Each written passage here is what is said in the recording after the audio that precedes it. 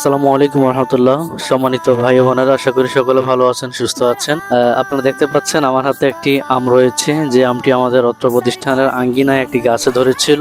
আমাদের আম গাছে প্রায় 12টি আম ধরেছে, কিন্তু 11টি আম আনফর্চুনেটলি ভাবে চোর নিয়ে গিয়েছে। একটি আম অবশিষ্ট আছে। সেই আমকে আমরা আজকে গাছ থেকে ছিঁড়েছি এবং আমাদের শিক্ষার্থী এবং শিক্ষকদের মাঝে খানিকটা আনন্দ দেওয়ার জন্য এটা আমরা সবাইকে এখন দিয়ে দিব। তো দেখতে পাচ্ছেন আমের সাইজটা অত্যন্ত আকর্ষণীয় এবং খুবই বড় দেখাচ্ছে। যে আমটি মোটামুটি প্রায় 600 থেকে 700 গ্রামের মতো হবে। তারপর আলহামদুলিল্লাহ প্রতিষ্ঠানের গাছের আম ধরেছে। একটা হলো যে আমরা পেরেছি এবং আমরা সেটাকে আনন্দ নিয়ে খাবো বা সবার মধ্যে বন্টন করে দিব, সেটাই আমাদের মাঝে খুবই আন্তরিকতা এবং আনন্দ দিবে। ইনশাল্লাহ ভবিষ্যতেও যেন গাছে আম ধরে এবং চোর এলাকাবাসী সবাই যেন খেতে পারে, আমরা সেই দোয়াই করি। আম চুরির ঘটনাটি আমাদের কিছুটা কষ্ট দিলেও একটি আম নিয়ে আমাদের সবার মিলেমিশে আনন্দ করার বিষয়টি ছিল অসাধারণ। এই ঘটনা আমাদের শিখিয়েছে যে জীবনে যা হারিয়ে গেছে তা নিয়ে আফসোস না করে যা বাকি আছে তা নিয়ে খুশি থাকা এবং আনন্দ খুঁজে নেওয়া উচিত। আমাদের মাদ্রাসার আম গাছটি আমাদের কেবল